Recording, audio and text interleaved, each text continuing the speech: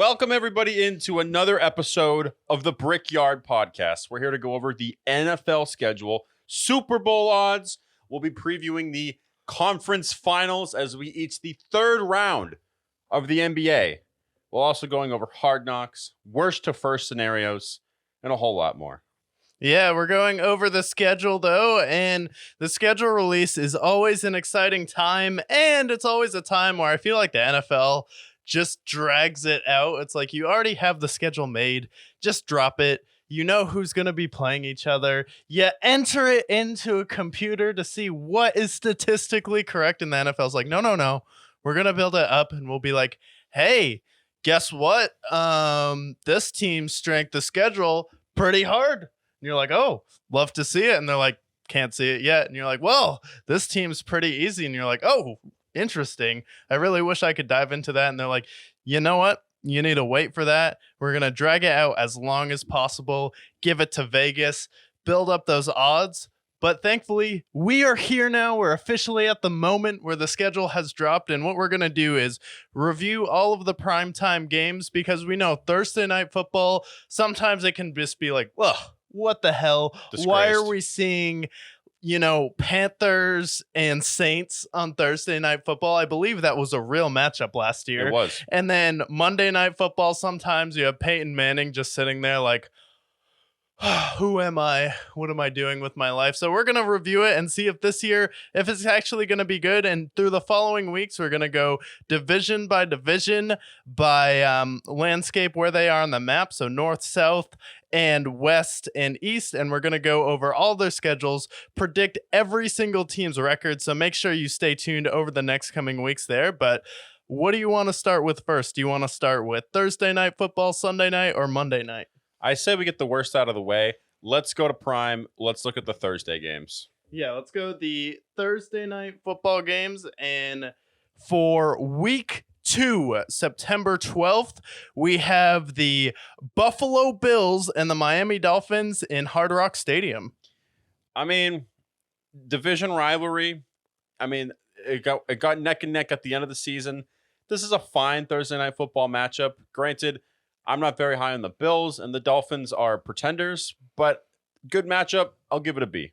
Yeah, so it's going to be complicated. It's really going to depend on who the Bills play in week 1, because if the Bills have a winning record somehow at this point in the season in week 2, it's going to be a very tough game for the Miami Dolphins because they struggle against teams with a winning record. However, the Dolphins are a Super Bowl team in September, so I think this could be a fun and exciting matchup, but the Bills still probably going to be figuring out the offense, so I think this will be fun division rivalry.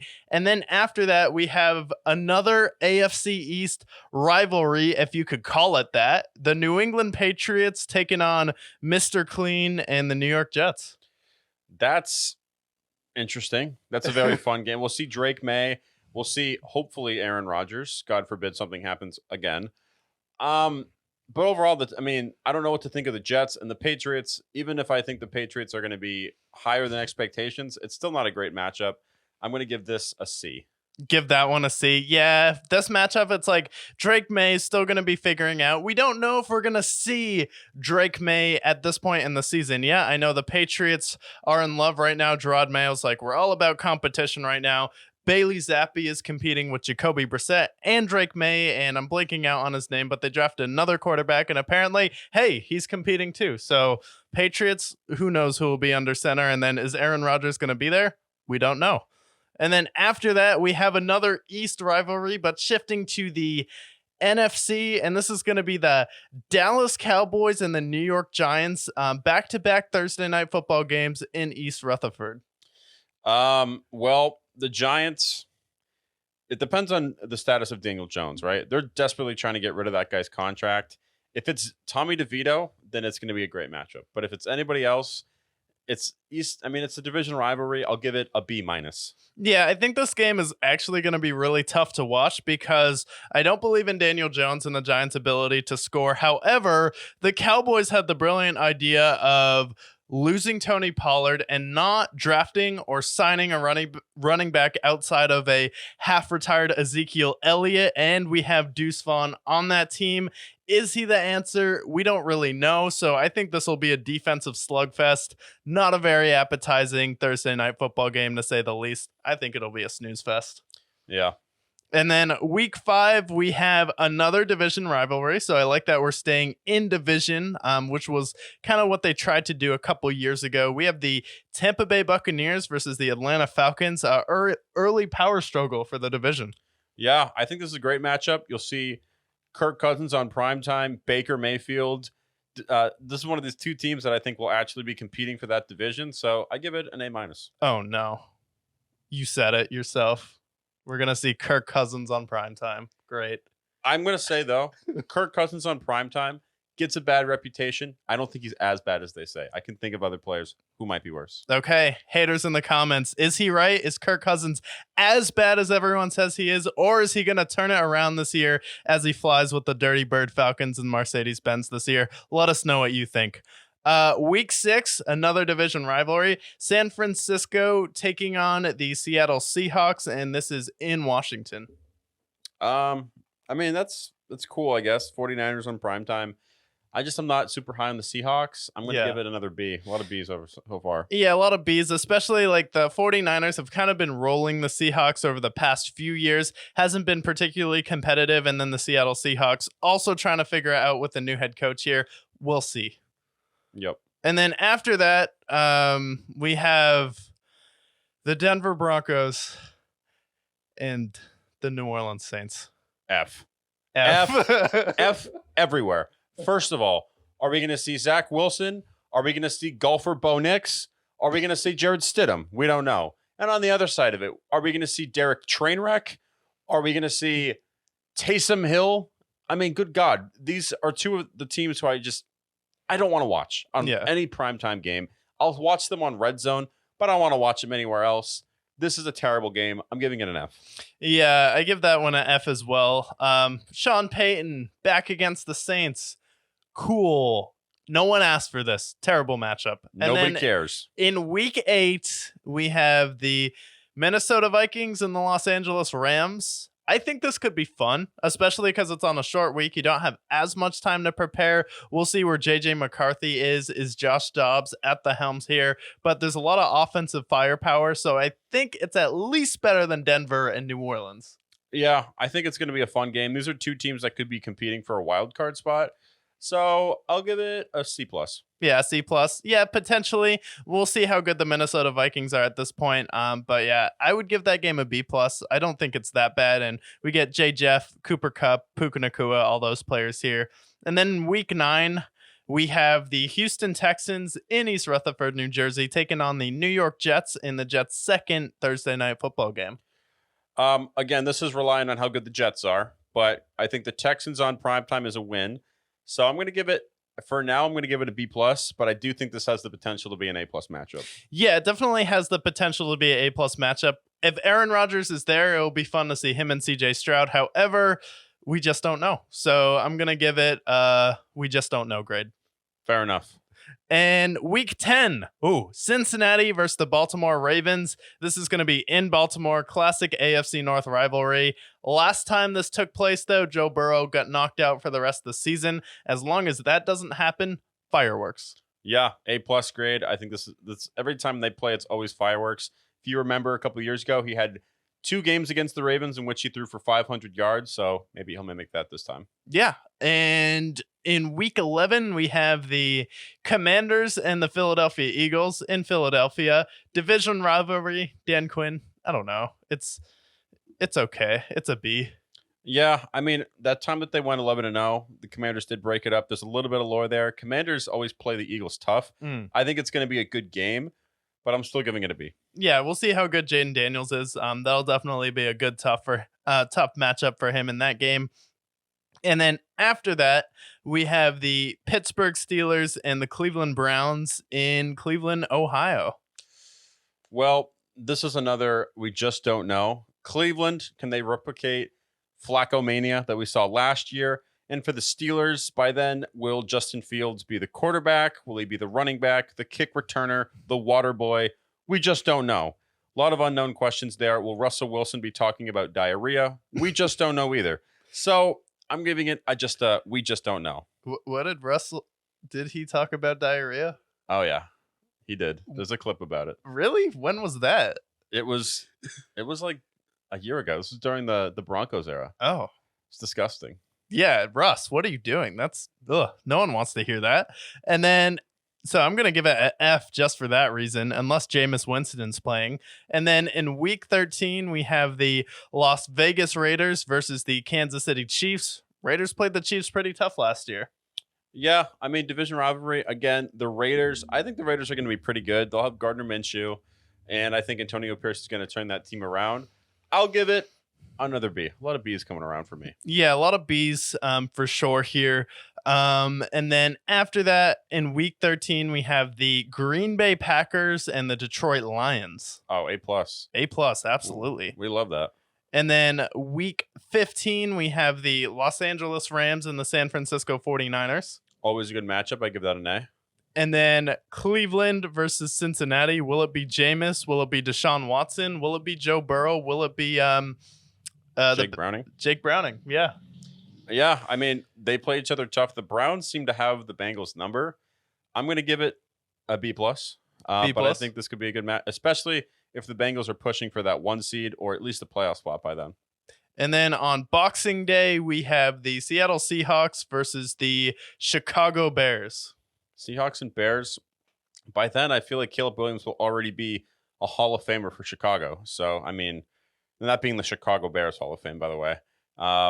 But solid matchup. We'll see what Sam Howell does or Geno Smith does for the Seahawks. I'm still going to give it a B- though. Yeah, still give it a B- there. So those are the Thursday night football matchups.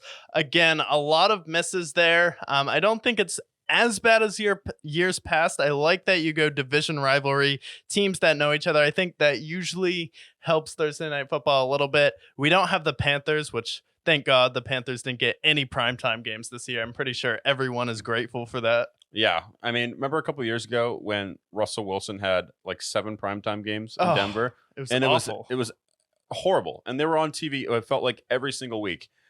Tepperville, you're banned from primetime until Tepperville sells the team. So that's as far as I'm concerned. They're going to be terrible for a long time, and they're luckily not going to be gracing primetime games. Yeah, so that was the Thursday night football preview. What did you think about Thursday night football? Do you like it? Do you think it's better than years past? Do you think it's a terrible slate of Thursday night football games? Let us know what you think below. Obviously subject to change with injuries, but I give that around a B. I think most of those matchups are just fine to passable with some pretty great ones there. But Sunday night football is typically where we get those juicy primetime matchups here, starting with a playoff rematch with the Rams in Detroit rematching against the Lions. Oh, A+. Between the Stafford and Goff trades, between obviously the playoff animosity of last year, and then also just 2 good teams. A+. A+, yeah, I definitely give it an A+ there. Rams and Lions is always going to be a great rivalry there, especially with the lore of the trade. Jared Goff coming off that huge contract is going to be electric in Detroit. So let's go Lions. Lions roar. And then we have another NFC North team on Sunday Night Football. We get Caleb Williams taking on CJ Stroud and the Houston Texans in Houston. That can't get any more A+ if it tried. We are obviously bullish. This is a Bears podcast this year, apparently. And the Texans podcast since the very beginning, the Texans whisper themselves, A+++++. Yeah, so we have 3 out of the 4 teams that sponsor this podcast starting out on Sunday Night Football. So congrats to Sunday Night Football for that. So 2 A+, and then after that, on September 22nd, 2024, we get the Kansas City Chiefs in Atlanta. Interesting. I think that's a good matchup. I would give it an A-. If you're comparing it to the other 2 games, a step below, but you see Patrick Mahomes, you see Kyle Pitts and all those other guys in Atlanta. Pretty cool. Yeah, Kyle Pitts. Wow, you think that's cool? That's a highlight right there, right? Comparing the great tight ends together. Yeah, you get Travis Kelce and Kyle Pitts. Wow, what a matchup. And then after that, we have the Buffalo Bills going to Baltimore. I don't know. People think this should be a really good matchup, but Derrick Henry and Lamar Jackson versus the Buffalo Bills that just cut their entire defense. I don't know. I don't actually think that's a good matchup. Lamar Jackson on primetime, Josh Allen. If Josh Allen does Josh Allen things, it's going to be a fun game to watch. Do I think I know who's going to win that game? Yes. I'm going to give it a B+. B+, yeah, I think that's fair. You still get Josh Allen, still get Lamar Jackson, so we'll see how that game plays out. And then October 6th, 2024, we get the two favorite teams in America, probably the Cowboys at the Steelers. Yes, America's team. But overall, I mean, I'm not super bullish on the Cowboys. I'm not super bullish on the Steelers. I'm actually going to give this a B-. Yeah, I think it's a historic matchup. A lot of people are going to watch it. I think the Steelers will probably win that game just because their defense and the Cowboys on the road haven't been terribly good this year. So I'll go with the Steelers, but yeah, not a stellar game as the others. And speaking of other games that aren't stellar, we get Bengals at the Giants. Giants should not be on primetime. It should be banned. So if the Bengals are on primetime, I'm going to give the game an F, and I'm going to give the F score for this game. Yeah, so if the Giants are on primetime, I give it an F. Why do we have to see Daniel Jones trotted out there looking clueless? It's not fair to Daniel Jones. It's not fair to the NFL. And then, frankly, it's not fair to Giants fans because then everyone gets reminded how embarrassing their quarterback is. So definitely a F. If I wanted to watch Jim Carrey, I would watch Dumb and Dumber. But instead, I'm going to have to watch Dumb and Dumber against the Bengals on primetime. No, thank you. Pass. And then after that, we have the Jets at the Steelers. That's mid. That's about it. That's a C. C minus. C minus for me. For me, it's like, again, we don't know who the Jets are. We don't know who the Steelers are. But either team, they're going to be a wild card team. I don't care about this matchup. And then after that, we have the Cowboys at 49ers. Historic matchup, but do we remember what happened last time? It's always fun to watch this game. This is an A+ matchup for me. I mean, the 49ers, it's like an annual thing, right? Like, it's like every 4 years we have the presidential election, and then every year we see the Cowboys get embarrassed by the 49ers. And we already know what's going to follow this game. We're going to see Micah Parsons go on his podcast and say, we're just up there with the 49ers. Even though we lost 42-10, we're back. All right. We'll see this happen again in real time. You've heard it here first, May 20th of 2024, calling out our shots again. Yeah, exactly. Micah Parsons will go on his podcast and be like, even though we lost by 40, did you see what we did to the Panthers last week? I mean, come on. Exactly. And then after that, we have the Jacksonville Jaguars versus the Philadelphia Eagles. This game is just a lot of question marks in Philadelphia. I think it's a pretty interesting matchup. I'll actually give it a B+. Doug Peterson reunion in Philly versus Nick Sirianni. Yeah, it could be a good matchup. I'll give it a B+ as well. Eagles loaded up, Jaguars, some question marks there, but the reunion, it's going to be interesting to see. Yeah, and then November 10th, probably the best matchup of the year, probably the most Brickyard matchup of the year. The Detroit Lions taking their talents, taking the roar down to Houston, facing off against CJ Stroud and the Stroud boys and the Houston Texans in Houston. I wish I could give more pluses because it's an A across the board with about 75 million pluses. Yeah, as Buzz Lightyear said, A+ to infinity and beyond. That's the grade I give this game. It's incredible. And we're probably going to be at this game, so, Oh, we will be at this game for sure. And then the next week we have the Colts at the Jets. Mid. That's a mid game. That's yeah, like a C. It could be fun. We'll see. And then we have the Eagles at the Rams. Good game. Good game. I give it a B+. Give that one a B+. And then after that, December 1st, we have the 49ers at the Bills. Yeah, that'll be, two teams that play football. I think that'll be good. I'll give it a B. Yeah, two teams that play football. I agree. Two of the best white running backs in the league going at it on the Bills and 49ers side, respectively. And then after that, we have the Chargers at the Chiefs. Chargers rolling out no receivers versus the Chiefs. Good luck. They have Quentin Johnson. Oh, congratulations. Division matchup. Justin Herbert, Patrick Mahomes. I'm going to give it a B. Give it a B. Absolutely. And then we have on December 15th, the Packers at the Seahawks. That's pretty cool. I'll give this another B. Yeah, another B there. And then we have the Buccaneers at the Cowboys.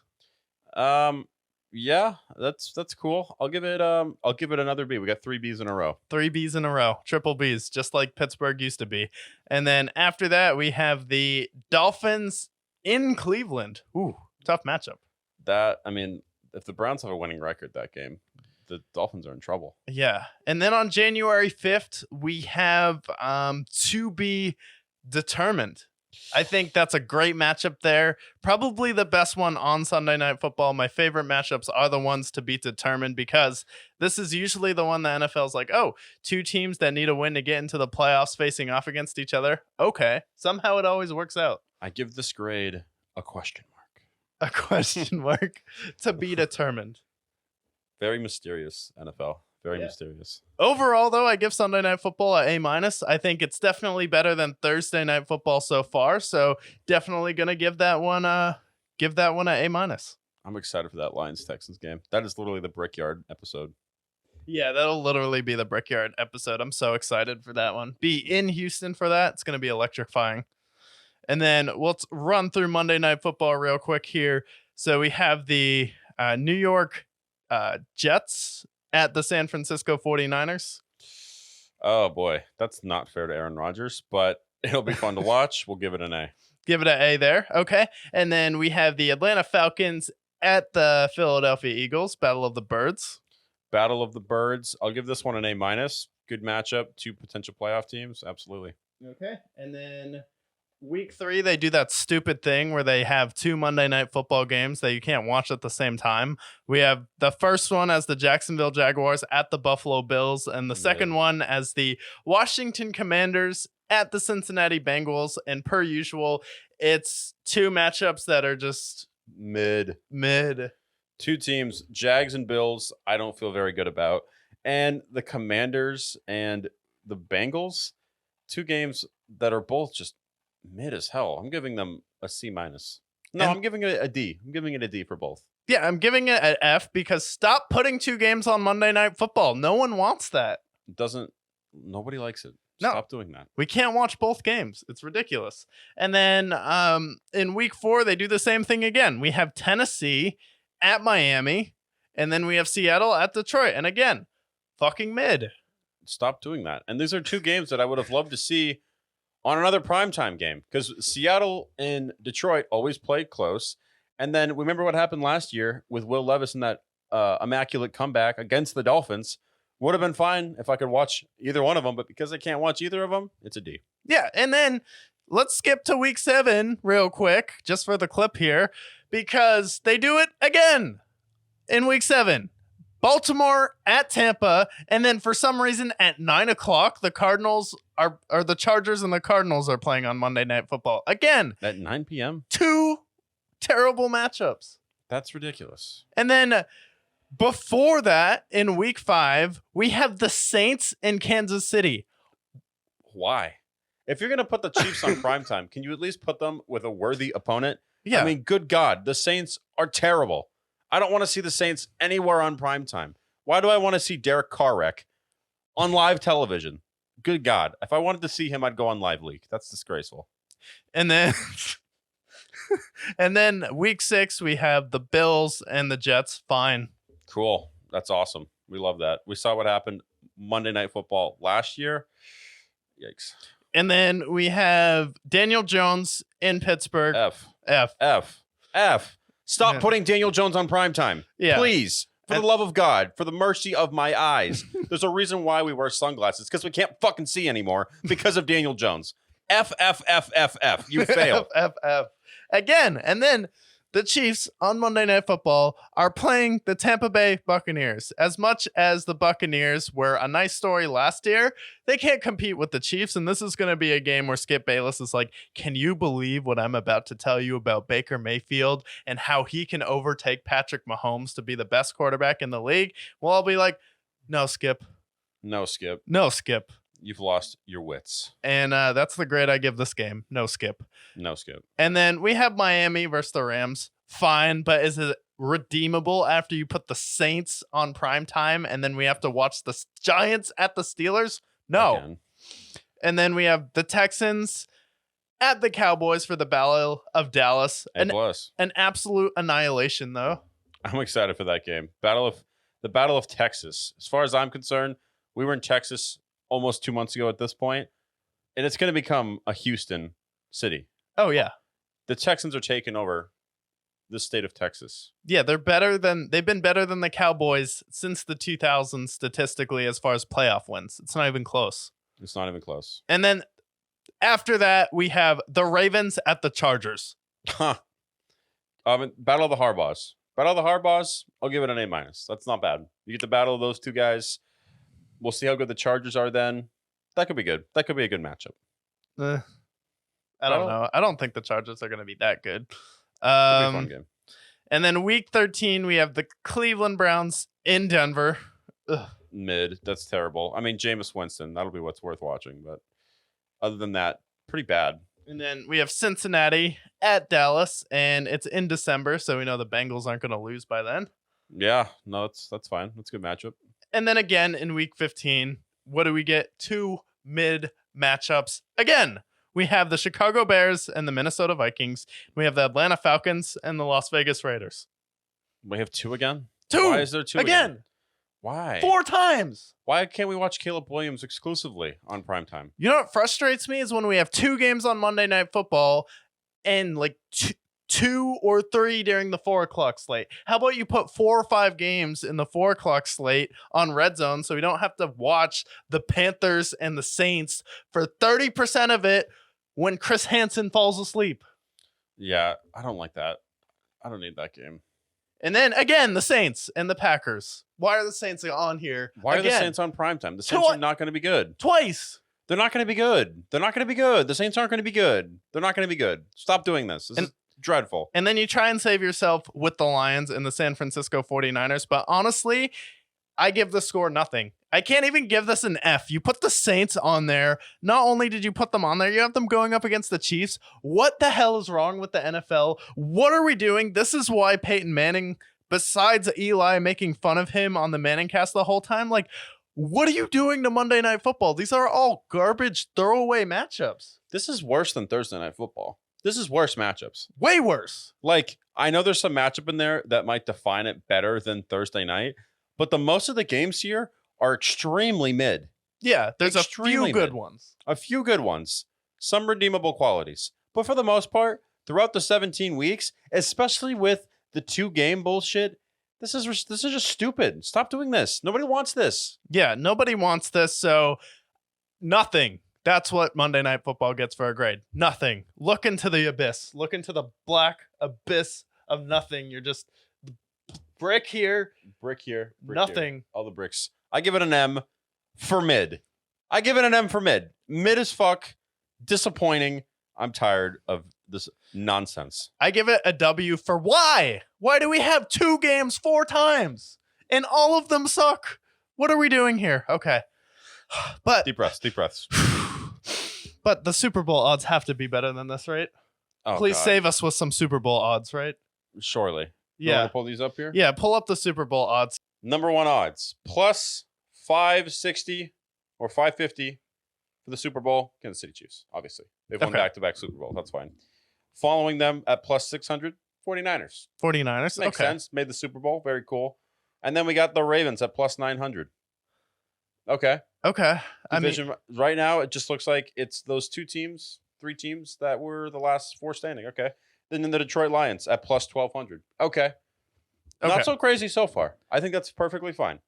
I think that's very safe though. But like, how often are the top 4 teams last season actually the top 4 teams in the next following year? Because like the Baltimore Ravens had a home game. They're the number 1 seed and they look clueless at home versus the Kansas City Chiefs. And then how often has a Super Bowl team that has lost gotten back to a Super Bowl and won outside of Tom Brady? Oh, wait, it hasn't happened. Yeah. No, I don't think the Niners are going to make it back here. Couple other teams to mention. This one you'll love as a big fan of this team. Buffalo Bills at plus 1,200. Where? What rank? 5th. 5th? 5th most likely team to make the Super Bowl according to DraftKings. Why? Like DraftKings needs Actually, has the same betting odds as the Detroit Lions. what?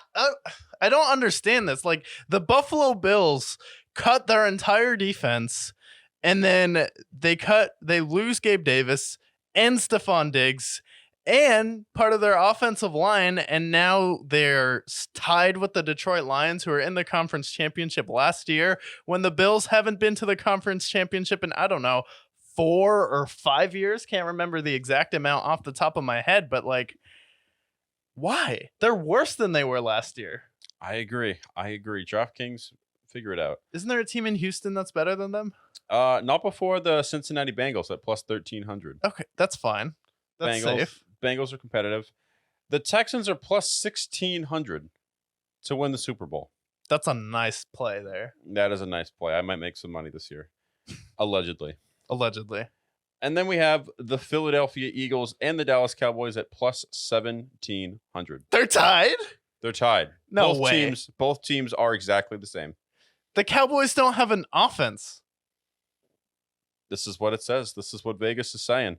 Deuce Vaughn, very bullish for DraftKings, apparently. Very bullish for DraftKings. I mean, like, for the Cowboys, it's just like the Philadelphia Eagles, sure, you can put them there because, I don't know, they added Saquon Barkley, who outside of Christian McCaffrey might be the best running back in the NFL.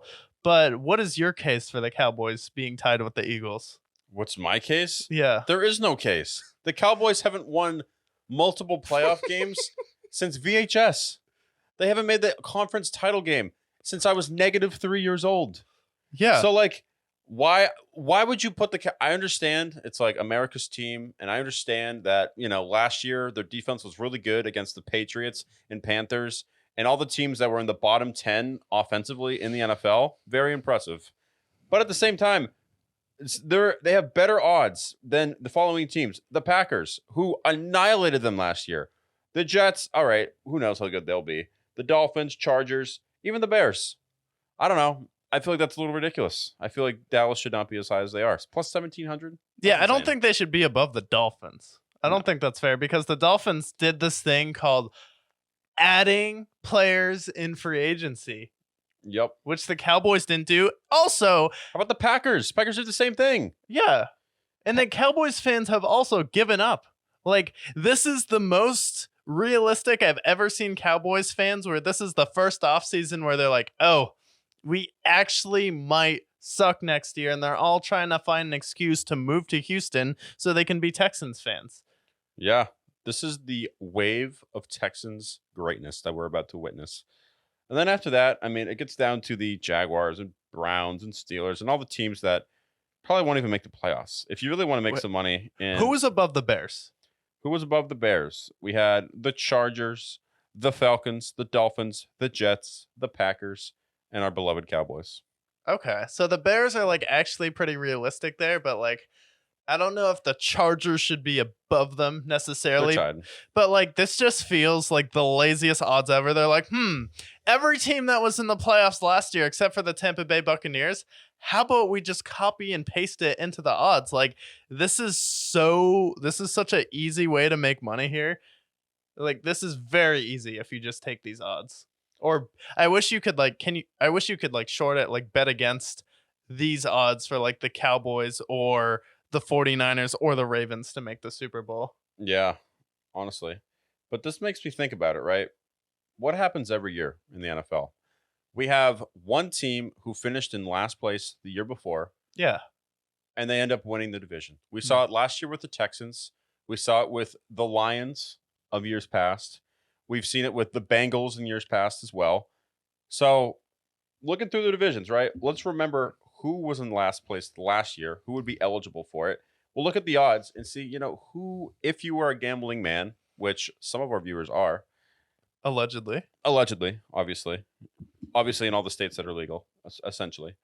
So teams that are in last place last year that have a chance to go from worst to first, right? All the teams included would be the Patriots, the Bengals, the Tennessee Titans, the Chargers, the Commanders, the Chicago Bears, Tepperville, and the Cardinals. Very cool. Very cool. I said, wow, very cool. So I look at this real quick and I see the Patriots, who are not going to go worst to first. I just don't see that happening. Tepperville, I think there's a better chance of them losing more games this year than it is for them winning the division.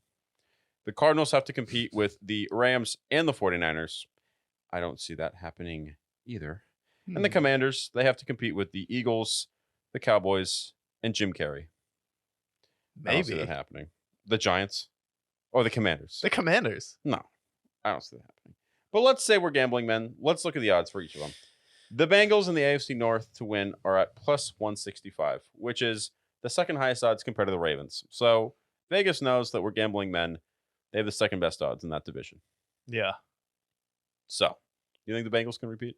Yeah, I think the Bengals could definitely go worst to first. And I think the Bengals are definitely the safest pick to go from worst and first. It really just depends on how it works out with T. Huggins. Or their defensive player who's also Trey Hendrickson, who's also holding out right now. So if that's the case, I think the Bengals could definitely go from worst to first. It really all depends on the health of Joe Burrow, but that's definitely going to be the safest pick there. But if Joe Burrow is healthy, they can definitely do that. The Ravens usually don't repeat back-to-back years, and it feels like the AFC North is almost like the NFC East at this point, where you never get a division winner 2 years in a row anymore. Well, Vegas disagrees with that. Even though there has not been back-to-back division winners in the NFC East since 2004, I was 6 and you were 4, 3, 3 or 4, 2, 1, I don't know. Depending on the year. The Cowboys are at plus 130, tied with the Eagles. If we're betting against the Commanders, they are plus 750. You bet $100, you make $750. Would you take that bet with the Commanders? With the Commanders, no. I just don't know what Jaden Daniels is going to be. I think the Eagles were so-so last year, and I don't know. It's tough because Philadelphia added Saquon, but I just don't know how Wink Martindale and Kellen Moore are going to change your world if you're Nick Sirianni. And the way he described his job as the head coach basically made it seem like he doesn't do anything. So the Eagles worry me a little bit. The Cowboys worry me and the Giants worry me. However, I just don't know how much I believe in Dan Quinn at this moment right now, but I don't think it's a terrible bet for $7. I wouldn't be tearing my hair out if I didn't get it back. Yeah, that's true. One bet, if you like playing with fire, I mean, Panthers are plus 1,500 to win their division. Do you think the Falcons, something happens to Kirk Cousins, Tampa Bay literally burns down in a sea of flames, and New Orleans Saints, well, they just still exist because they also suck. The Panthers, do you think there's a chance in hell? $100 to win 1,500. Think about all that money that you could do. That's like, for most people, that's like 2 weeks' paycheck. Yeah, you put it as, is there a chance in hell? And no, not even in hell. Not even hell. Not even in hell for the Panthers. Like, I'm sorry, the Panthers at this point, they're just too terrible under David Tepper. Bryce Young, I feel bad for the guy, but they're trying to turn him into Deshaun Kaiser. It's just a mess in Carolina. Interestingly enough, though, you know who has worse odds to win their division compared to the Panthers? The New England Patriots. Really? Interestingly enough. See, for me, right, the Bills are at plus 150. The Jets are at plus 200, and so are the Dolphins. But the Patriots are all the way down at plus 2,500. Interestingly enough, I don't think the Patriots are going to win the division, so I will not be betting with that with my money. Not that I would anyways, wink nod. But I see the Bills as a team who lost their entire defense, lost their entire offense, and now they just have Josh Allen. So and Von Miller, don't forget. And that Von Miller contract, which is literally haunting them worse than Orenthal James Simpson. The Jets, Aaron Rodgers, what will happen to him? Could Javon Hargrave do the funniest thing? The most also unfortunate thing in the history of the NFL on week 1? Who knows? No. And then the Dolphins. I mean, Tua, I don't know. Tyreek Hill goes down. He forgets how to play football because that's what happens every other time. I have seen crazier things. We do remember the Seahawks of 2010 going 7-9 and winning the division. I just think they shouldn't have worse odds than the Panthers is all. No one should have worse odds than the Panthers. The Panthers should be literally minus or plus infinity. You Yeah. put $1 in there, you win all the money in the world Yeah. at this point. And at this point, Madden will look at this team and go, no, even if you add every single person, even if you have Patrick Mahomes, Christian McCaffrey, nope, sorry. You have David Tepper as your owner, it's over. Yeah, I think if you bet on the Panthers and they win their division, you should get a casino in Vegas. You should get a casino, get yourself a Dodge Charger, get some money. And the only reason why the Patriots' odds are worse than the Carolina Panthers to win their division is because Vegas loves the Bills for no reason. They love the Bills. It's because they make them so much money. Let's be honest. AFC West, if you want to bet Patrick Mahomes, put $100 down on the Chiefs to get your money back. You'll have to bet $225 to win 100. That's a winning formula. Who finished last year? The Chargers. They're up plus 300. Is there a chance in hell? No Chance in hell. No, they'll probably be the third best team in that division. I think the Raiders are going to be number 2. The Broncos, what is happening in Denver? We don't know. Sean Payton doesn't know. Bo Nix doesn't know. Zach Wilson doesn't know. Nobody knows what's happening in Denver. No, nobody knows. But we do know that, according to Sean Payton, Bo Nix, hell of a golfer. Golfer. NFC North. The worst team last year was the Chicago Bears. They got this guy in the draft. Heard he was pretty good. USC Trojan, Caleb Williams, plus 265. Not that bad. You bet $100, you get 265 returning. Lions are the favorites at 150. Packers are their favorites at 210. Vikings plus 1,000. Plus 1,000. Nobody Wow. believes in JJ McCarthy. Sad. Yeah, very sad. I looked at JJ McCarthy and was like, wow, that's sad.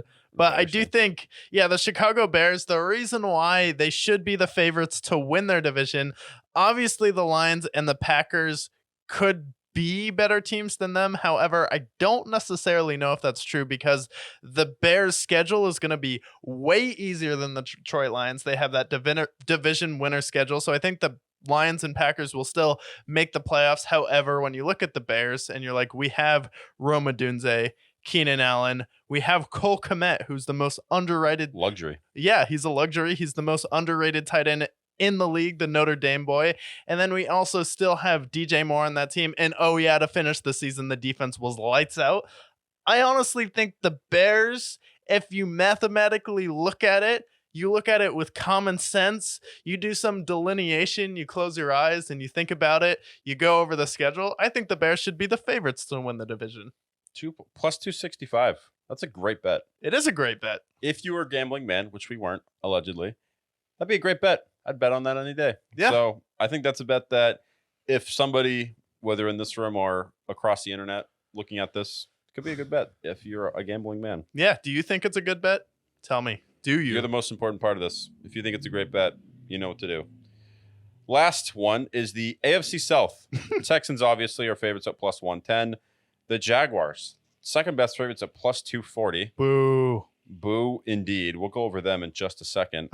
The Colts at plus 340, and then the Titans at a measly plus 1,000.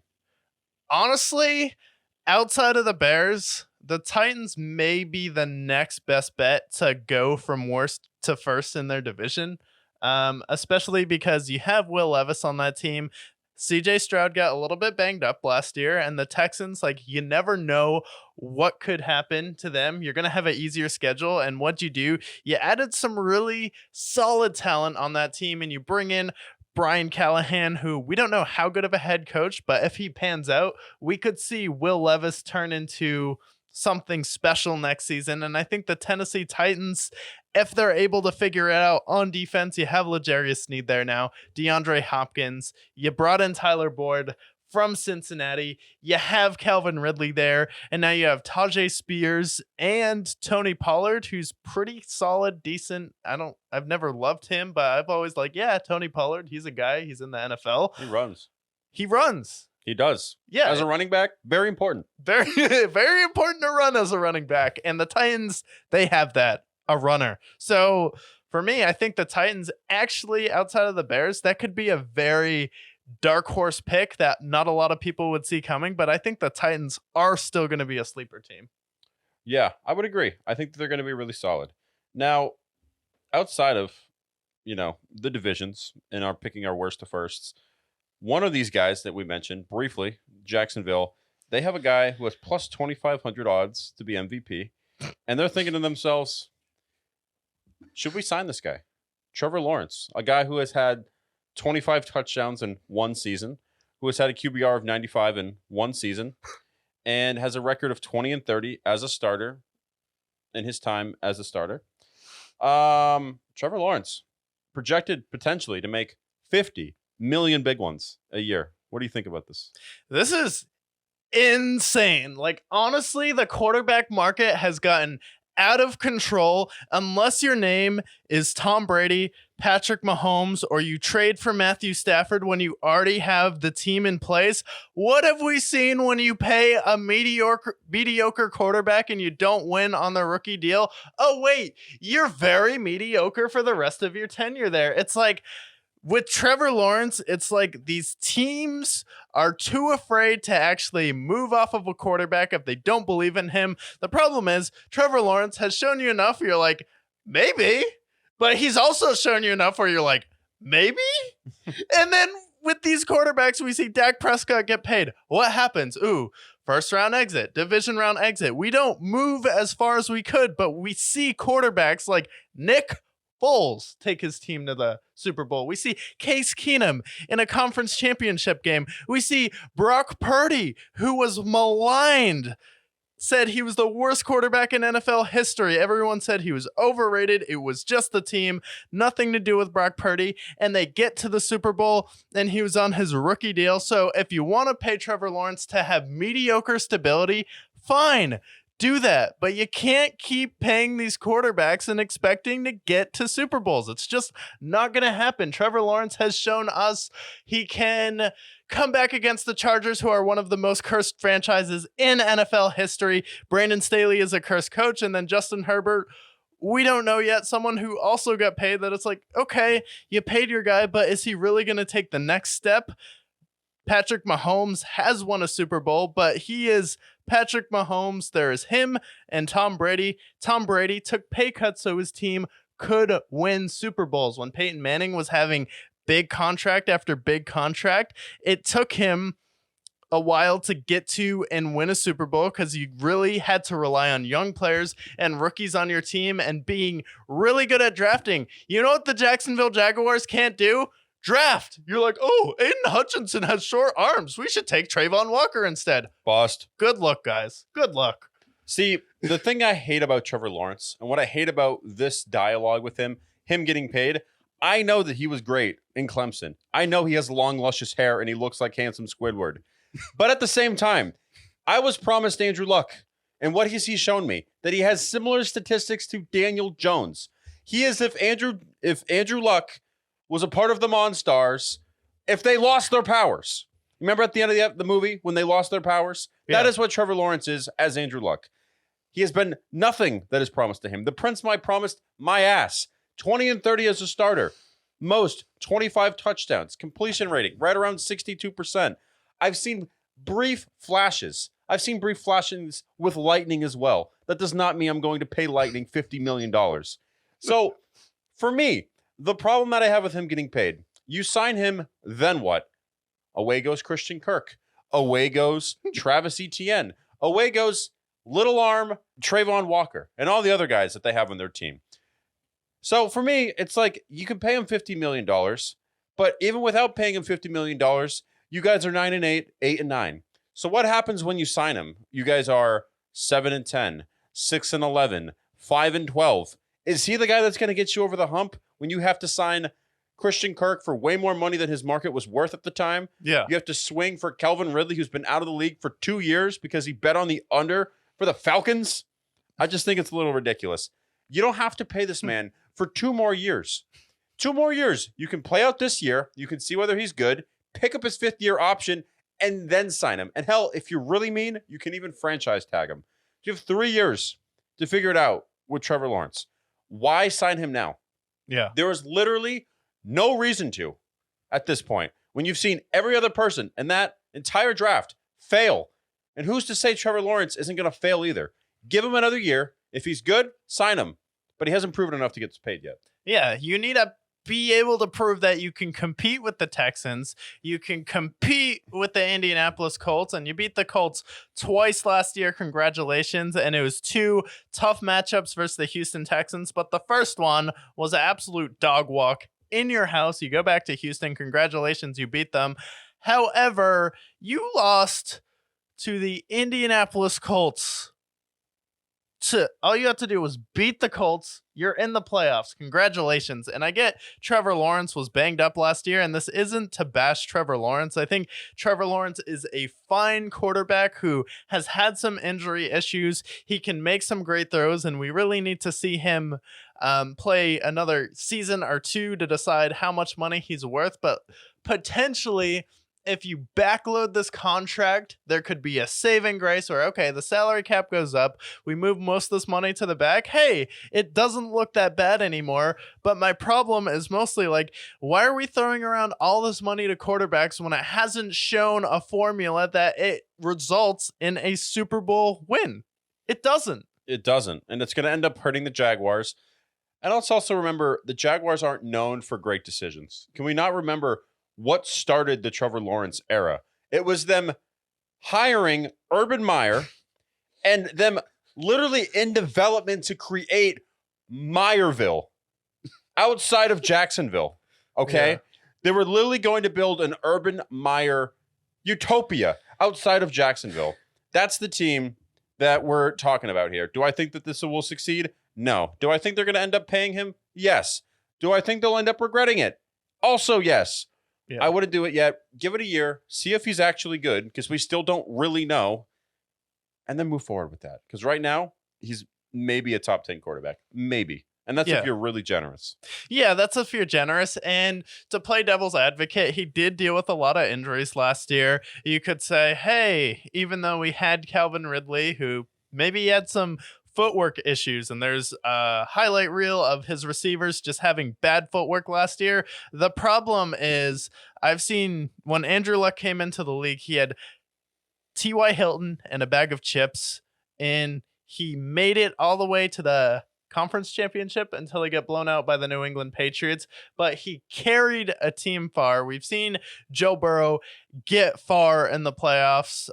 Justin Herbert, he really didn't do too much, but the Chargers, they're just fine with stability. As long as they have a guy who will put up numbers and is entertaining, that's fine. The Cowboys, when they paid Dak Prescott, never got to a conference championship. They just want ratings. That's fine. If you just want stability, sure, go ahead and pay your quarterback. You're not going to win your division every year. You'll win it some years, and at best, you'll get to a divisional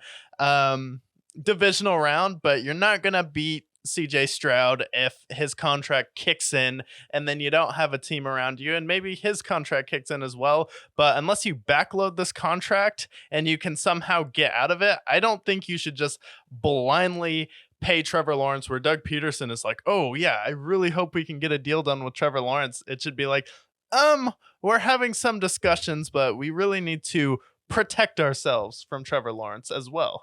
Yeah, you have to protect yourself and not make bad decisions.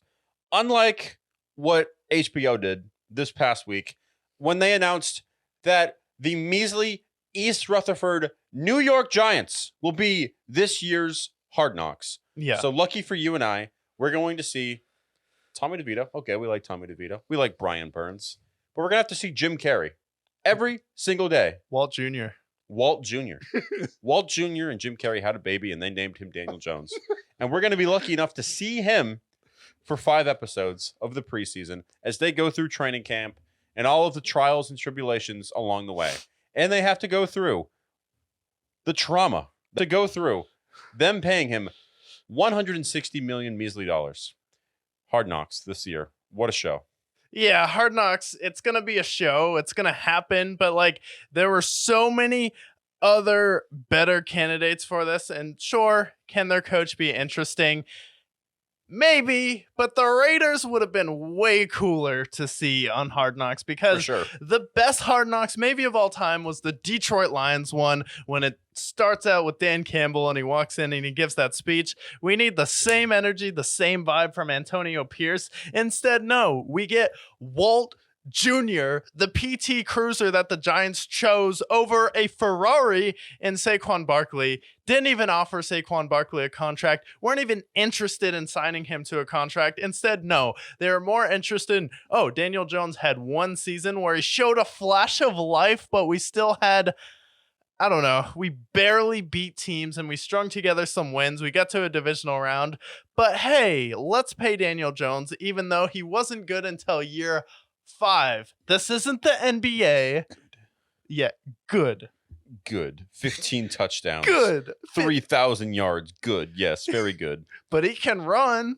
Oh, he can run. Yeah. And sometimes fall flat on his face, literally. Yeah, but we're going to see Hard Knocks and we're going to just see the disappointment on everyone's face when they're like, oh yeah, Daniel Jones is our quarterback. Even though we signed Brian Burns, even though we have Bobby Okereke on our team, it doesn't matter because Walt Jr. and Jim Carrey had a baby and he's on the New York Giants and his name is Daniel Jones. It's just unfortunate to see when you had a great opportunity in either the Raiders or, I don't know, how about Jim Harbaugh, Mr. Energizer Bunny. I mean, say what you will about the Chargers. I don't think they'll be world beaters this year, but Jim Harbaugh has kind of been hilarious in all of his press conferences. And it'd be way more entertaining than just seeing a sad head coach, a sad team that's like, oh, yes, Daniel Jones is our quarterback.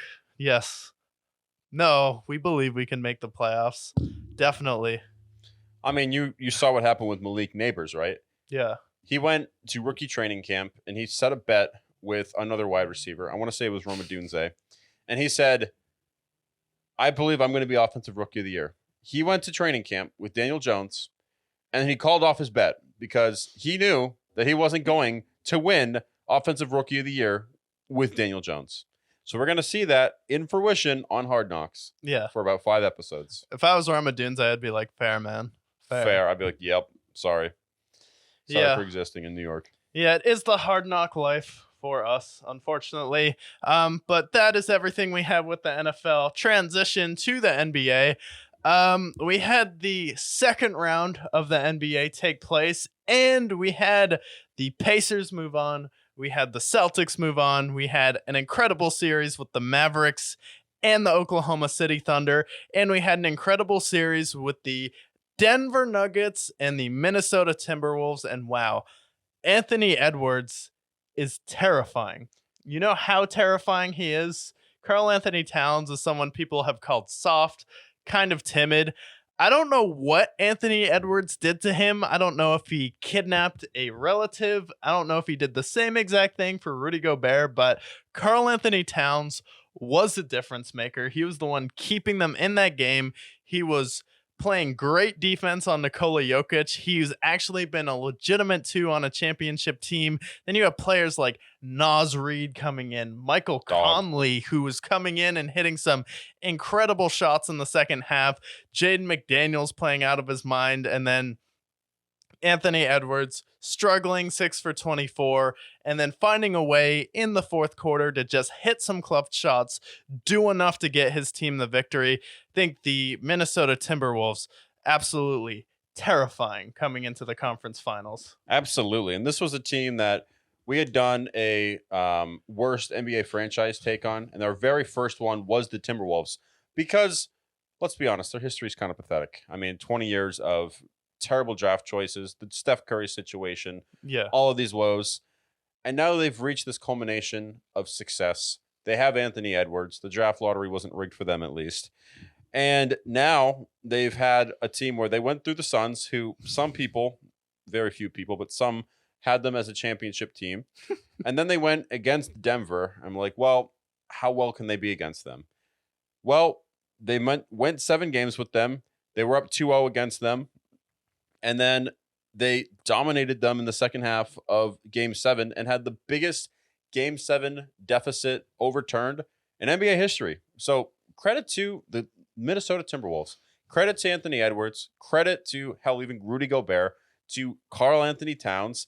They beat the defending champions, and they showed that there is a way to beat this Denver Nuggets team. And they did it excellently, truth be told. Yeah, and they definitely did. And the thing with the Minnesota Timberwolves, which is crazy, is you mentioned it's been 20 years of pain for them, and it's been 20 years since they made a conference championship. And before that, you're like, oh, well, they must have been there before. If it's been that long, like, no. This is the second time that they made a conference championship. This is historic. We're actually seeing these bad teams in the NBA kind of become great now. We saw it with the Phoenix Suns. We saw it with the Milwaukee Bucks. Even the Orlando Magic are finding a way to dig themselves out of a grave. The Cleveland Cavaliers are good for the first time without LeBron James in their history. Yeah, no, it's amazing. So we're seeing some of the worst teams become great. And the Timberwolves, truth be told, I mean, of the teams remaining, which one feels the most legitimate to me? Just kind of taking it from a bird's eye view. I mean, we like the Mavericks. The Celtics have the best roster, but I think the Timberwolves are the most scary of them all. Yeah. Because they're the ones, they were not scared of the Nuggets one bit. They held them to 100 points 5 times throughout the series, or throughout the season, I should say. Yeah. And I think between their defense, between Rudy Gobert, Karl Anthony Towns, and all the other players there, they have the best defense. They have the guy who might be the best player remaining in the NBA at this point. Absolutely dog. And I feel like the roster, like all of their team complements each other. That same GM that helped build the Nuggets is now building the Timberwolves. I don't know. I feel like this might be the team to beat at this point. Yeah, and when we were previewing the series, I was like, I'm going to pick the Denver Nuggets to win. However, I wouldn't be surprised if the Timberwolves won because I think that the Minnesota Timberwolves have championship vibes at least, and we'll see. Like, I need to see it to believe it. And Anthony Edwards, 22 years old, and he has a chance to get a ring in his 4th season at 22, and he's been a leader for this team, and just with how talkative he's been and how he's been able to change a culture. We talk about players, how they can step in and be a difference maker in a culture. Well, Anthony Edwards has been able to do that for the Minnesota Timberwolves, and they're moving on to the conference finals. So congrats to them. And the weird thing with Denver is we can say a lot of people are saying, oh, Denver's a fake championship, trying to discredit what they did last season, but the past 6 years, the team that won the NBA Finals the previous year has not made it out of the second round. That's crazy. Yeah, that's insane. I think that shows the wear and tear of the playoffs, but then also, honestly, how much parity the NBA has become at this point. Because you remember the 90s, you saw what the Jordan did, you saw the Shaq dynasty, and obviously the Warriors, but ever since that Warriors dynasty, we haven't seen anybody even come close to repeating as champions. And I think that speaks to what the NBA has become, which is just a way better product than what we saw in the 2010s with the same 2 teams that made the finals 4 consecutive years. Yeah, and definitely, because like with LeBron, it's like, okay, LeBron was his own dynasty on his own. However, it's a lot harder to get back to the NBA Finals when your team is not stacked and just a well put together team. Milwaukee, when they won, was a really well put together team. Golden State was old last time they won the championship against Boston. Just a well put together team there. The Lakers, even with Anthony Davis, who a lot of people put as a top 5 player when he was on the Lakers, stacked that team. They weren't able to get past the first round that year. So we're seeing all of these teams like, unless you have Dwayne Wade, who is arguably a top 2 shooting guard at the time, it was him and Kobe Bryant, and Chris Bosh, or you have Kyrie Irving and Kevin Love, or you have Steph, Clay, Draymond, and Kevin Durant. It's a lot harder to coast through the regular season, especially when Jamal Murray gets hurt. We see Giannis get banged up with injuries here. It's like, it's a lot harder than people think to get back to the NBA Finals. And even the San Antonio Spurs never won back-to-back champions. Yeah, no, and I think, like I mentioned before, like I think the NBA has gotten to a certain point where any given year, like especially with these last 4 teams that remain, I think really any of these teams could win the finals at this point. I think at least 3 of the 4. I don't know if I believe in the Pacers, but any team could win. And that parity in the NBA is just, I think that's part of the reason why the NBA is back to being as interesting it is. But going back to back is a really hard thing to do. And I think credit to the Timberwolves for going out there, taking out the Nuggets, taking out the Suns, and now going head to head with the Mavericks. Yeah, now going head to head with the Mavericks, and Mavericks beat the Oklahoma City Thunder. And congratulations to the Oklahoma City Thunder, which a lot of people thought a great season for them would be, hey, you made the play-in tournament, but they get to the second round. They're the youngest team to be a first seed. And a lot of people are trying to say that they're the worst first seed in NBA history. I give you the Atlanta Hawks with Al Horford, Paul Millsap, and Jeff Teague and Kyle Korver. Like, did we forget the Atlanta Hawks exist? Like, do not tell me about the worst number one seed in NBA history if it's not the Atlanta Hawks when Damari Carroll, no offense to you, is in the starting lineup. Like, please, Kyle Korver's a starter who can't play defense? Like, no, I'm sorry, but this Thunder team is better than the Atlanta Hawks. SGA is better than anyone who is on that team, and the expectation was the second round. The Hawks were in the playoffs each year. You were kind of expecting them to be a top 3-4 seed, and it was a really impressive season, but you got swept. But the Thunder battled against a really good Dallas Mavericks team with Luka Doncic and Kyrie Irving, who, guess what, were the two best players on the court. No discredit to SGA, but Kyrie Irving can go nuclear. Luka Doncic can go nuclear. And just with him, PJ Washington, the experience on their team, it was their time. And there's no shame losing to the Dallas Mavericks. I picked the Dallas Mavericks in 6. They won in 6. And Oklahoma City showed, like, hey, we can be a really good team. And I think the Thunder will definitely be competing for a championship if Josh Giddey is not on that team. Yeah. I mean, with all the assets they have, that should be their next move. But credit to them. You mentioned everything there. Youngest one seed ever. Definitely not the worst one seed ever. I can think of another example. How about pretty much all of the Raptors teams without Kawhi Leonard? I mean, good Lord. You had Kyle Lowry and DeMar DeRozan. Like, come on. Those teams were also frauds and would lose in the first round. Tyler Hansborough. Oh, how could I forget? But credit to them. They're super young. They have another 5-6 years of greatness ahead of them at least. And they also have all these assets as well. So I think Sam Presti, he's cooking something up in the offseason, and I think they'll get even better. But credit to them. You faced a team that have that championship pedigree with Kyrie and with Luka Doncic. So I think no disrespect there. But I do think the better team won. The Mavericks won. I think Luka Doncic has a chance to win his first title, and Kyrie Irving submitting himself as one of the greatest point guards of all time. Because watching him play, there's nothing like it. Yeah, watching him play, there's nothing like it. And this is where I'm torn, because I'm like, the Minnesota Timberwolves on one hand, I'm like, I feel like they're the better team.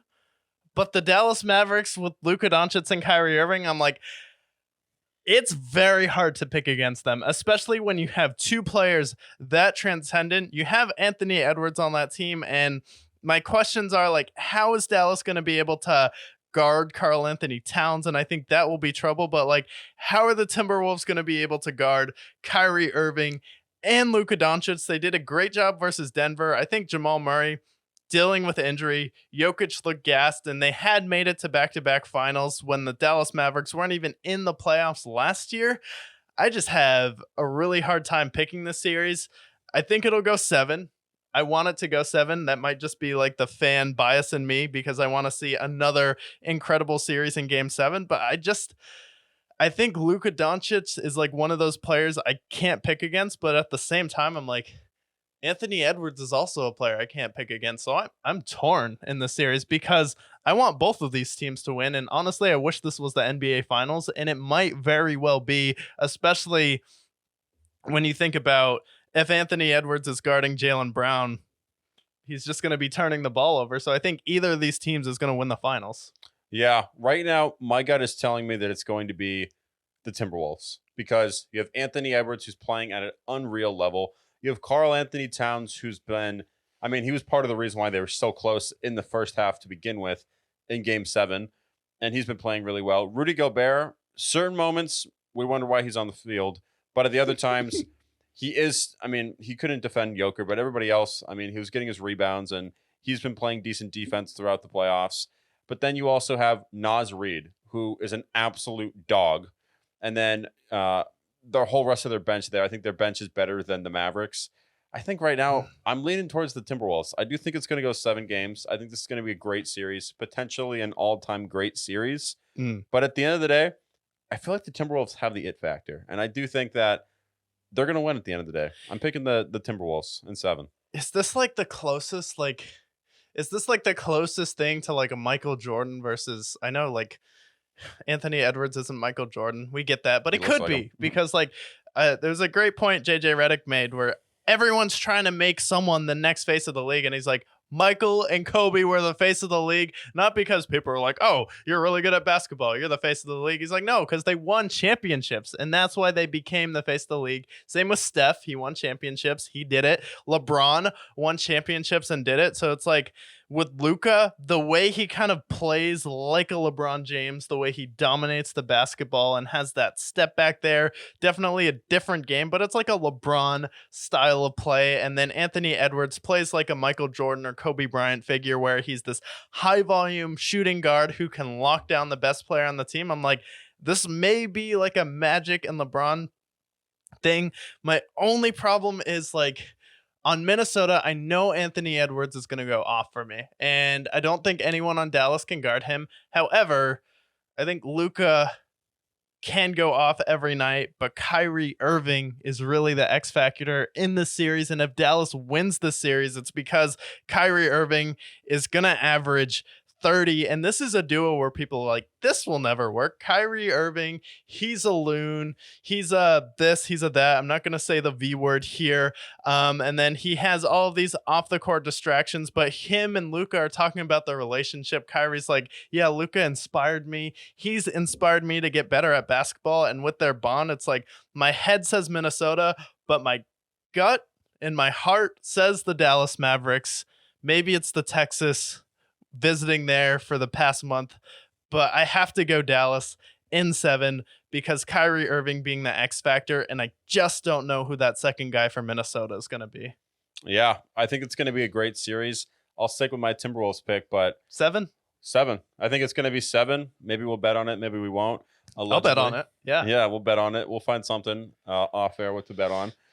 And then we go to the Eastern Conference Finals, where series feels a little bit different, right? Yeah. On one end, the Celtics, they beat the Cavaliers in 5, and you look at the box score, okay, they did beat them, but for 2 of those games, they didn't have Donovan Mitchell.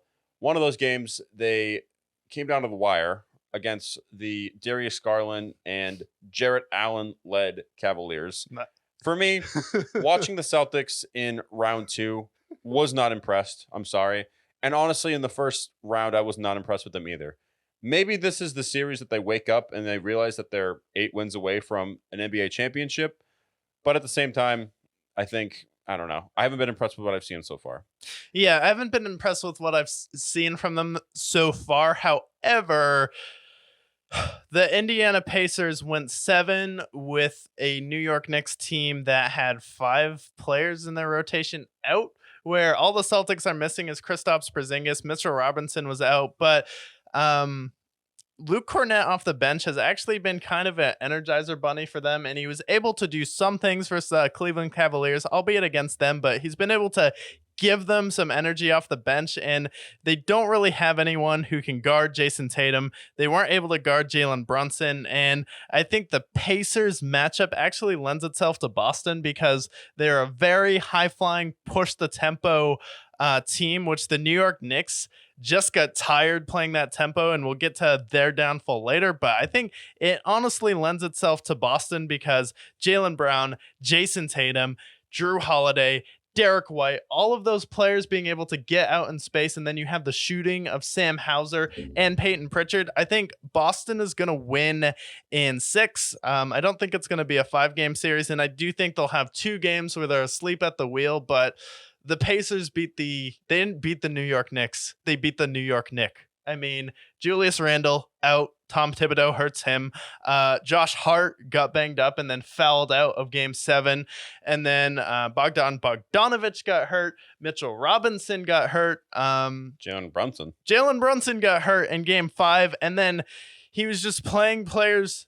Tom Thibodeau was playing players the entire game. It's like the New York Knicks were just way too tired for game 7. And which blows my mind because every single person on the ESPN preview picked the Knicks to win. I'm like, I get the home team hasn't lost, but at a certain point, you have to be like, maybe the New York Knicks are just too tired, and maybe Tom Thibodeau's style of coaching doesn't lend itself to winning more than one round in the playoffs, because the New York Knicks are acting like they made it past the second round, and they haven't.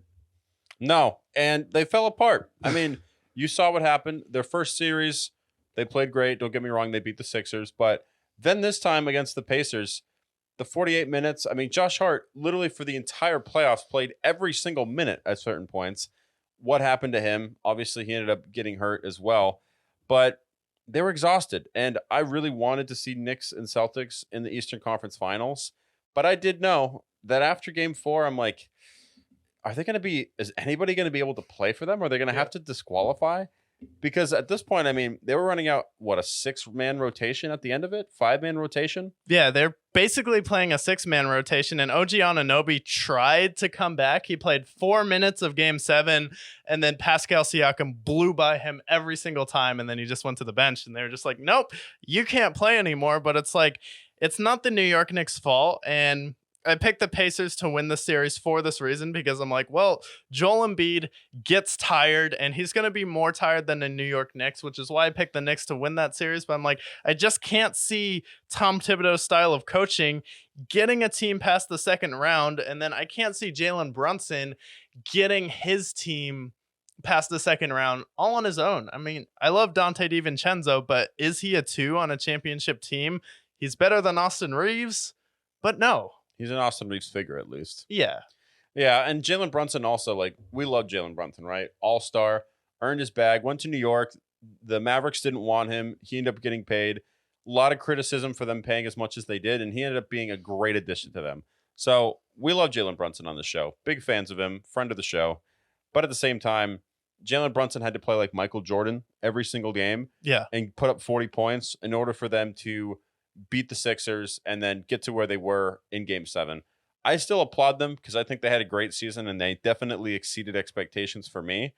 But at the same time, like, this was a team like Josh Hart, who usually averages like 6 rebounds a game, was the league leading rebounder in the playoffs. Like, Yeah. okay. And then Dante DiVincenzo became Steph Curry for parts of the series as well. It just felt like this was almost like a fairy tale story for a long time for the Knicks.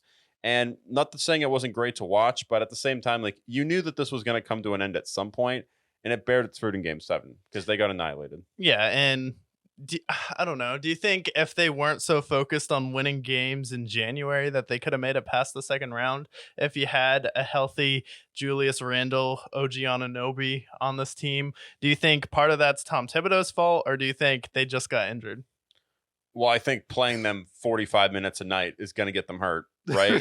Yeah. I mean, ultimately, think about it. For those who don't play basketball and don't play in a rigorous sport that is the NBA, just put it into gym context, right? Let's say every single day for 4 months, you worked out 4 hours a day doing heavy lifting, right? One of those days, or eventually, you're going to have one of those days where you're lifting up a weight and your back breaks out. Or your arms, your bicep rips out of its socket. Yeah. One of those things is going to happen to you because you're working out 4 hours a day and you're feeding yourself with McDonald's because you can't sustain yourself. Like, it's an unsustainable process and ultimately comes to a crashing burn. And yes, I do think that Tom Thibodeau is to blame because what are you doing? Why is Josh Hart, somebody who is historically a role player who gets 25, maybe 30 minutes a night, why is he playing every single minute in the postseason? For the Sixers series and the Pacers series, what did you think was going to happen? Yeah. You're going to absolutely exhaust this man. And that's ultimately what happened. He got hurt. And then you saw it with Jalen Brunson playing full 48 minutes a night. This is ultimately what was going to happen, whether it was against the Celtics or the Pacers. Yeah, and they turned into that New York Knicks there, and like the Pacers like looked fresh in Game 7, and after they got blown out and after the Pacers like blew them out in Game 6, it was like I still think that they could come back and win game 7 because they still look fresh, and the Knicks just look tired towards the end of that series. And it's kind of a testament to just how the Indiana Pacers built this team. And this is one of the best constructed teams I've seen in a while, where not a lot of people were paying attention because they made little move here, little move there. And I was like, all these moves are coming together, and it's a complete roster that fits together. And it all started when you had Domantas Sabonis, who was kind of, when Kendrick is like, hey, bitch, don't kill my vibe. That's what Miles Turner was saying about Domantas Sabonis. He's like, get this guy out of here because I can shoot threes. He's clogging up the lane. We don't need him on this team. And the Pacers are like, okay, he won't kill your vibe anymore. We're going to send him to the Sacramento Kings for Tyrese Halliburton. And Tyrese Halliburton, same thing with De'Aaron Fox. Like, hey, stop killing my vibe. You're in my way. You're in my space. So you get two very different players, replace them with each other, and then Tyrese Halliburton is the perfect complement for the Indiana Pacers. And the Pacers end up winning this trade because they get to the conference championship. And the Kings get to the playoffs, I believe, once. And then they lose to the Warriors in 7 games. Incredible series, but they missed the playoffs this year. And the Pacers have already gotten to the second round. And the key signing this offseason was they signed Bruce Brown, which basically was one of the key reasons I feel like Denver didn't get back to the NBA Finals, is because they didn't have a bench.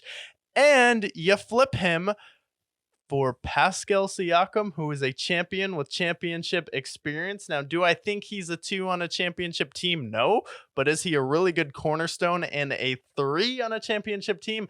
Yes. So I think the Pacers have done a magnificent job of creating a team. And then you're seeing players like Nembhard come out of nowhere, and he hits the incredible shot that had Tyrese Halliburton losing his mind. I believe it was game 3. Nembhard hits the shot heard around the world. Someone like just a little addition like TJ McConnell coming off your bench, and sometimes they were better with TJ McConnell on the floor, sticking with Miles Turner, where every single year we hear Miles Turner's on the trade block, but you stick with him, and now you have a stretch 5, and then you have someone like Pascal Siakam who can run the floor, create his own shot in the mid post. You have the perfect facilitator in Tyrese Halliburton, who proved in a game 7 he would step up and light it up in the first half and go 6 for 9 from 3. And then after that, it didn't matter. I'm just going to say he was 6 for 9 because it's a perfect field goal percentage from 3. And then you also have Aaron Nesmith on this team as well. So I think the Pacers have done a magnificent job. And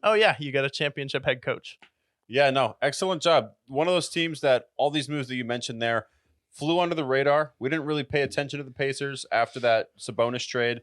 Obviously, you saw what happened to them last year when they had that series against the Warriors. But now at this point, they have a championship roster.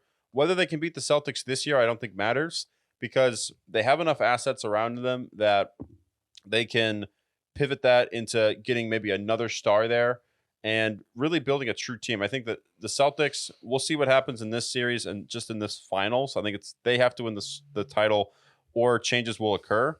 Where the Pacers, I think they're going to be good for the next 3-4 years at least as they go and pay everybody. Yeah, I think the Pacers will definitely be good. And I think they could even become a championship contender just with time, with a player like Nembhard just getting better, because we saw like the big shots he's already hitting here, and he's having games where he's getting like maybe 12 to 15 points, but it feels like every time he hits a shot, it's like one of the biggest shots, and he's keeping them in games here. So I think the Pacers did a great job. I picked them to beat the Bucks. I originally, before the playoffs, picked the Knicks to win, but I picked the Pacers kind of once I saw how that series with the 76ers played out. But excited for Boston versus Indiana. I'm going to go Boston in 6 here. I don't think it really matters. Like, a lot of people are like, oh, they need Porzingis. Like, for the finals, yes. For Indiana, I don't think so. Yeah, I think that was what I was thinking too. There's going to be one game. It's probably going to be game 2 where the Celtics fall asleep at the wheel, because that's pretty much happened every series the last several years. And then there's going to be another game where the Pacers genuinely win because they're a good team and they beat them hand in hand. So 6 games, Celtics win. They advance to the finals. against the Timberwolves in my series. Yeah, they advance against the Timberwolves. I have Celtics Mavericks. That's what I'm hoping for. And I think that would be a great series. But if we get Celtics Timberwolves, that'll be like Jason Tatum wants to be Kobe Bryant. And then we have Anthony Edwards, who everyone is comparing to Michael Jordan. So we could see this generation's Kobe Bryant versus Michael Jordan, depending on who wins that finals. Both of them modeling their games heavily after both those players, though. Yeah, that'd be a great series, honestly. Yeah. And no, I'm not saying Jason Tatum is Kobe. No, he's not. But yeah, and then we have a fight coming up in July. And they're making the press rounds right now, and that is the legend Mike Tyson boxing Jake Paul. And this is officially, we thought it was going to be an exhibition, like, oh, that's cool. But now it's 8 rounds. And it's going to be a sanctioned fight. So it's going to go on Jake Paul's record, and it's going to go on Mike Tyson's record. And knockouts are officially allowed. When we said this fight, we're like, this is a lose-lose for Jake Paul, because like if you win this fight, you knocked out an old man. And if you lose this fight, it pretty much ends your career, because you couldn't beat a retired Mike Tyson, who's a retired boxer at this point. And they're going through their presser, and it's kind of been weird. Like we had like first moment was a kid like walks up and he's like, "Hey Mike, who do you think has a higher body count, you or Jake Paul?" And he's just like, "Where's your mom? Like, what is going on here?" Cursed. And then like Mike Tyson is talking about how he saw Jake Paul at 16 years old dancing, and it gave him a hard on. Damn, this bro listens to Drake. This bro definitely listens to Drake. And then everyone started booing Jake Paul when he came out for the press conference. And since they were in Dallas, he's just like, "Yo, Dallas, that's how it's going to be. You keep booing, I keep doing." I'm like, oh, cringe. And then you get, "You fucking hillbillies in Texas, go milk a cow." I'm like, that's your comeback? It's like the press conference hasn't like been that engaging, and like it's kind of been weird just kind of watching Mike Tyson. He's like, just seems like, "I'm just here for the paycheck because I was paying my guys a ton of money back in the day." Yeah, no, this is kind of sad to watch. I'm excited to see Mike Tyson fight, but at the same time, the only reason why we're seeing Mike Tyson fight, it's kind of similar to when we saw Adrian Peterson fight Le'Veon Bell. He's only fighting so he can keep the Bills going. Also, another similar comparison, it's like when we saw Nicolas Cage accept any role that was thrown at him for a long period of time. They are in debt. They are not doing well financially. They need every dollar they can get. In fact, soon enough, you might see them outside of a local Whole Foods asking for spare change at this point. Because we remember Mike Tyson, he used to pay his entourage $40,000 a week. I mean, good God, I'd be his friend for $40,000. And then, obviously, he had his other stuff as well. But nonetheless, the only reason why he's fighting is for the paycheck. Jake Paul, we said it to begin with. Why is he fighting an old man? When all of the criticism, whether it was with Anderson Silva, Conor McGregor, the list goes on, why is he fighting old men when he's, 27 years old? Yeah. Like, this isn't going to help him at all. You beat Mike Tyson, it's like, okay, maybe beat him back in 1994, and we're maybe more impressed then. But you're fighting him 35 years past his prime at this point. Yeah. It'd be like if there was a runoff between Christian McCaffrey and O.J. Simpson back in the day. Orenthal, great running back. Orenthal. It's like, I don't know. I just don't see any way that Jake Paul wins, even if the decision does come down for him. Like, how do you win this? It's a lose-lose, like we mentioned before. And I don't know. I think it's going to be a disaster. Yeah. No one wants to see him knock out Mike Tyson. Like, he's going to knock out Mike Tyson. People are like, great, you knocked out his last brain cell. And like, if you're the one who officially like knocks Mike Tyson, like, you officially kick in the CTE. It's like, congratulations, Jake Paul. Good for you. Are you proud of yourself? Yeah. I mean, now at that point, we'd have a new member of the CT ESPN crew, which seems to be expanding quite considerably. Yeah. Ending racism as well. CT ESPN also ending racism. Yeah, it could be a future contributor to the CT ESPN. So I don't know. Maybe there will be a one that comes from this. Yeah, maybe we should change to CTE BRICKYARD. Who knows? Yeah, maybe. Just maybe. Just maybe. But yeah, that is Mike Tyson versus Jake Paul. We'll still watch the fight, but at this point, it's like, I don't know. The press conference, like, it didn't add any excitement. If anything, it just like added a bunch of weird moments, like "Go milk a cow." That's your comeback, and then Mike Tyson talking about having a hard on for 16-year-old Jake Paul and being confused by it, and then just random middle schoolers asking them about their body counts. I'm like, what is happening right now? The world is crumbling, is what's happening. The world is burning, and we're here to watch it. Yeah, we are here to watch it. We're here to report on it, and we're also we have the documents. And the most important thing about those documents is that you stay brick.